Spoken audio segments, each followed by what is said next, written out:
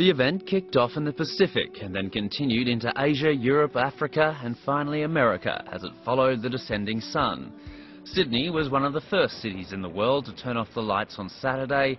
At 8:30 local time, lights on the Sydney Opera House, the Harbour Bridge and in homes and businesses across the city were switched off. In China, the bright glitzy casinos of Macau got into the act, switching off their iconic neon lights for the hour. 3 bridges linking Taipa Island and the Macau Peninsula also switched off exterior lights. Meanwhile, in Beijing, hundreds of volunteers gathered in the Olympic Park to highlight the message of saving electricity. Over 80 other cities across China also turned off the lights for the 3rd year that the world's most populous country has observed Earth Hour. We have realized the importance of protecting the environment. We should do simple things every day to save energy and protect the environment. In South Korea, hundreds of thousands of families and businesses also switched off their lights for 1 hour. Some people gathered on top of Mount Nam in central Seoul, watching candles being lit. Among the participants were parents who brought their children along to raise awareness about environmental protection. I think it's good because the earth feels comfortable. 1시간 끈다고 해서 실제적으로 어떤 에너지 절약이 되는 건 아니지만 이걸 Switching the lights off for 1 hour does not save much energy, but it can change people's thinking. This is a good event in a way that it makes people think about the earth and the environment. With the event growing, organisers say it's time now to expand the energy-saving message beyond the hour. For us, that's going beyond the hour.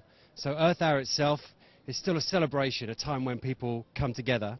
But this year we're hoping that people will take actions beyond the hour.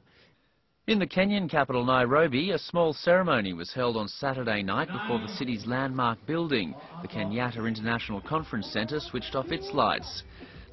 Earth Hour ambassadors also urged each Kenyan to plant a tree on their birthdays so as to reduce the impact of global warming.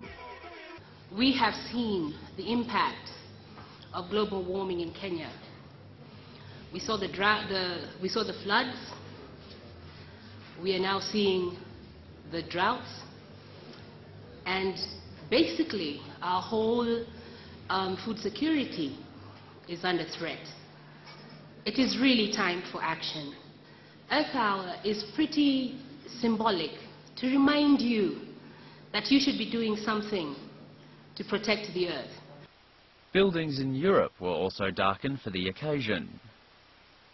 As expected, lights switched off all around the world, and Brussels, as the European capital, had to show the example and follow the movement.